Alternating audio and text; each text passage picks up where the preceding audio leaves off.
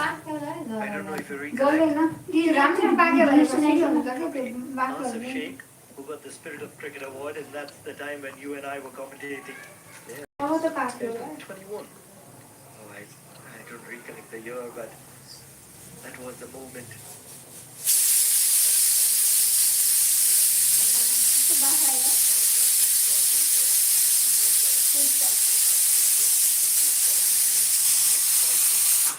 Casey said, well, no, it's two. Did the right thing. That's what the Spirit of Cricket is all about. Absolutely shouldn't play that way. Easier to do it today. The game's only going one direction. Nepal are dominating and dominating. They require in excess of 50.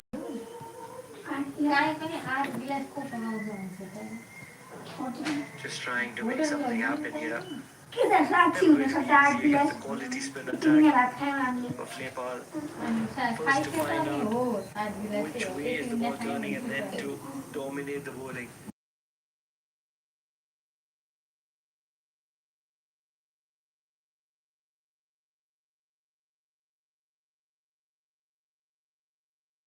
I don't think he's been at his best in this tournament. It's surprising because he's had such a good 18 months or so with the ball, taking wickets prolifically. But just a little bit off his lines and lengths here in Oman.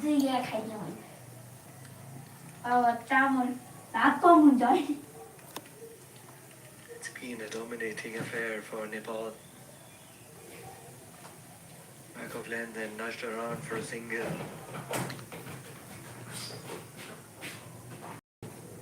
6 runs, rather 7 runs from the roar of Kushal Patel. 48 with the loss of 3 at the end of the 11th over.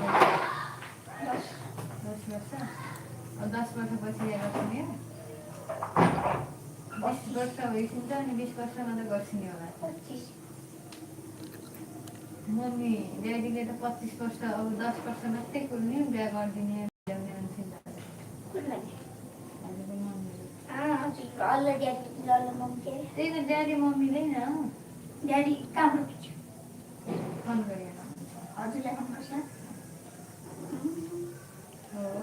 No, Daddy, come with us. Where are you to continue? You sense he fancies his chances, don't you, against Sean Slater, who continues to limp his way through this innings.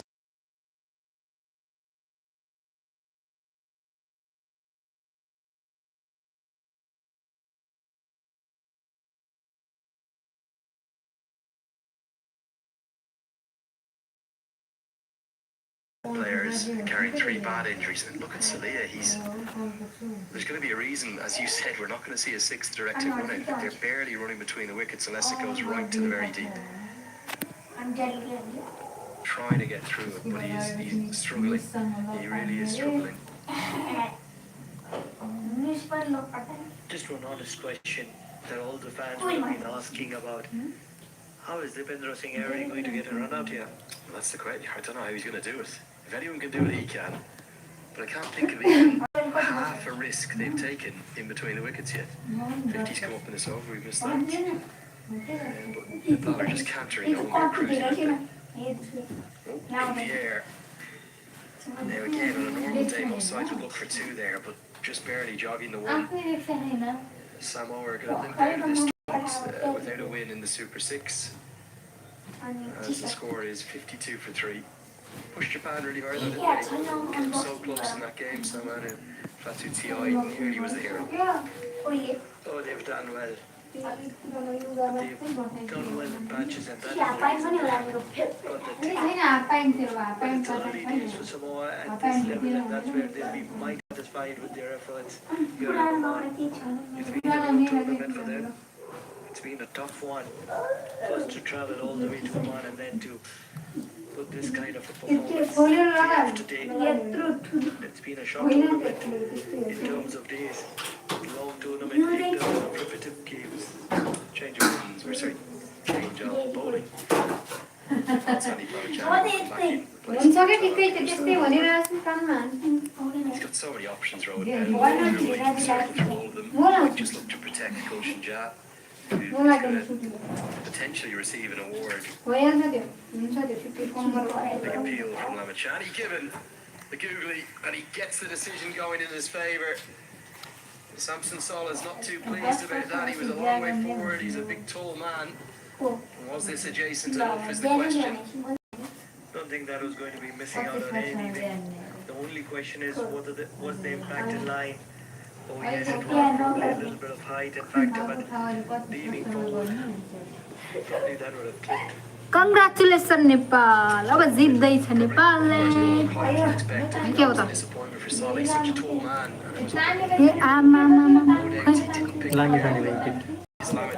Sandeep लामिछानेलाई wicket लिइसकेका छन्। दर्शकबिन तपाईले JD1 न्यूजबाट cricket live हेर्दै हुनुहुन्छ Nepal vas Samoa. अब आज नेपालले trophy जित्ने छ भनेर भन्दैको सामोआले जित्छ। लगान है यहाँनिर मान्छे त देखेन कट्टुमा लगाउने के कट्टुमै त लाउँछु अहिले पनि। Well, it's pretty bloodless, isn't it, or listless, this victory for Nepal. They're going to get home, I would imagine, a winning margin in and around 100, if not a bit more, unless Caleb Jasmat and Sean Salia can show their power, the two left-handers. That matters not for them. They've had a good campaign. They've achieved one of their big goals by getting here and then getting to the Super Six. It could make for an interesting discussion, wouldn't it, with head coach of Samoa. Brunel is with them too, the former Black Caps opening batter, who is still playing first-class cricket back in New Zealand. So he's come as the assistant coach on this trip. 37-year-old who batting 24 test matches. Beautifully bowled this angle around the wickets. I'd be fascinated just to share a group with them this evening and see how satisfied are they with the trip. Probably elated in some ways and disappointed in others. Has to be content. He's going to be appealing, but I don't really think that any of the Samoan batters want to get out. So there's, well, because he's limping, he stayed very deep and just as well, because I think Lamachani got deflection off that. Very well struck by Caleb Jasmine, would have flown for one. On most days, 9 out of 10 times, that will run out 100% run out. But again, he's not backing up, is he? Because he's really not moving fluently. It's nicely played, but another dot ball. Pulling up for what would be the second wicket maiden of the innings. First one went to Raj Banchi. They can get on in any fashion, it's not going to be run out.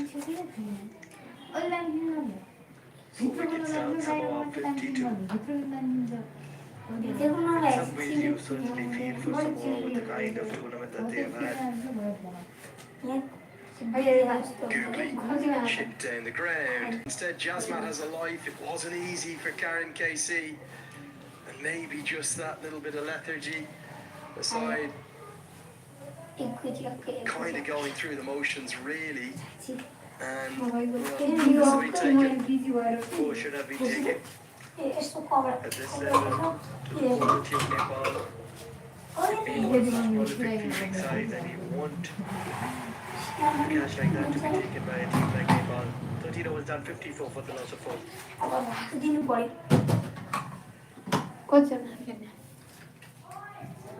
Only live.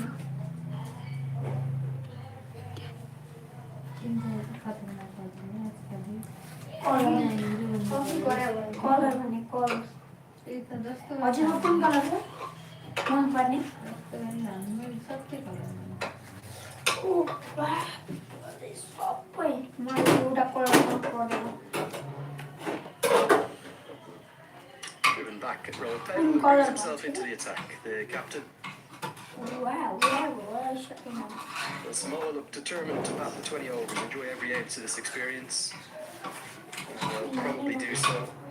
It's very difficult to judge Nepal on this final innings, and I don't think we'll dwell on it too much. We'll probably more dwell on the fact that they've remained undefeated. They've only remained undefeated by really dragging some of the opposition into the chaos, into the madness, into the cardiac kids or cardiac kings vibe. Because, well, in the Japan game, they were in all sorts of trouble. In the UAE game, didn't look like they'd anywhere near enough. Somehow got over the line by one run.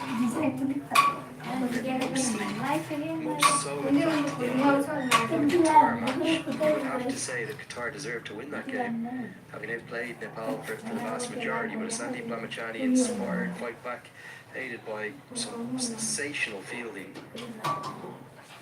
Not least Asif Sheikh's glove work from the very final delivery somehow scraped them over the line in that. Sumo spoke about it after the qualification. The thing he's been most impressed with is their never say die, never give up, never give in attitude. But in most ways, I still feel that it would still have been these three sides that would have qualified, because supposing if UAE would have won that game against Nepal,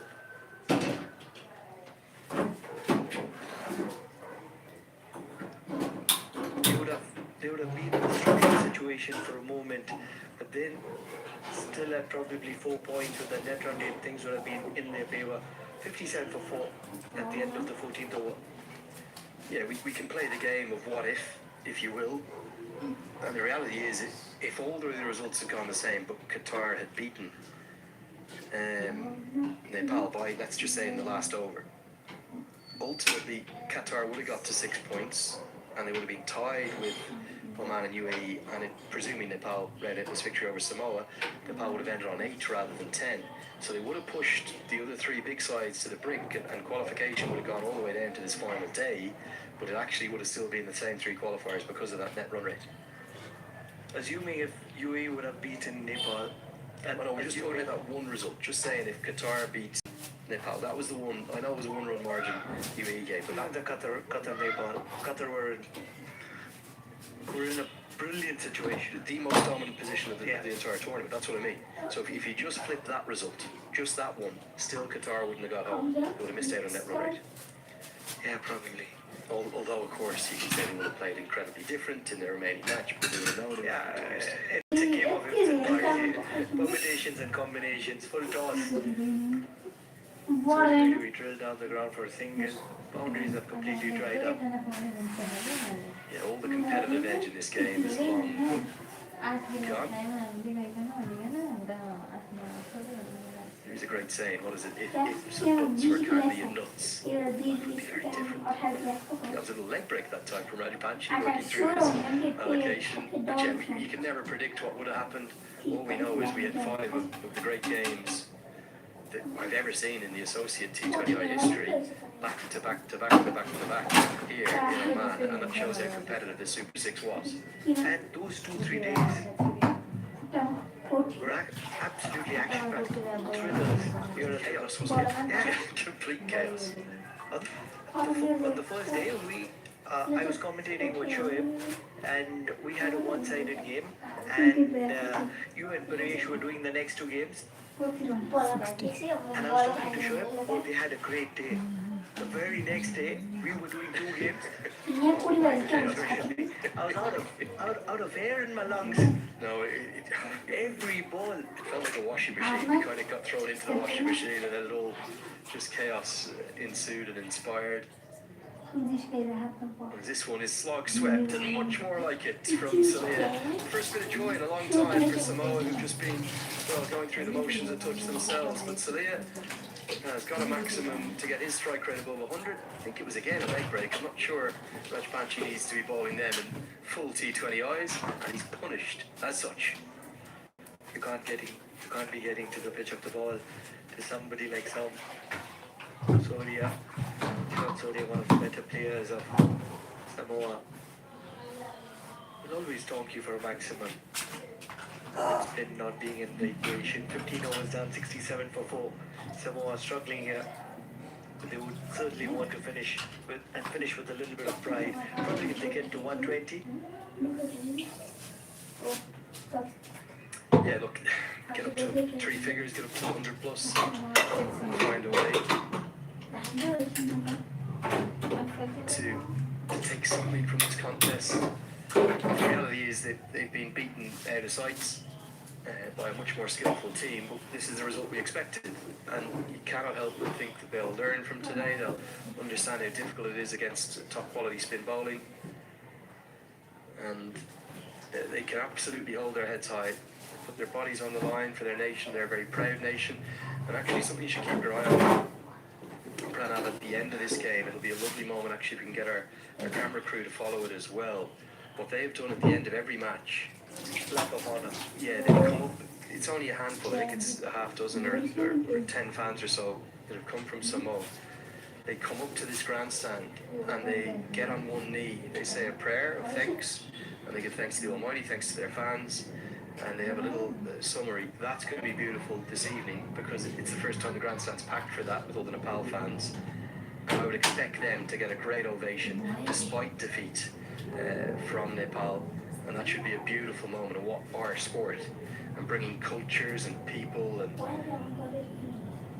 all kinds of different backgrounds together is all about, and should be all about. Oh, absolutely. That will be a moment of brilliance. It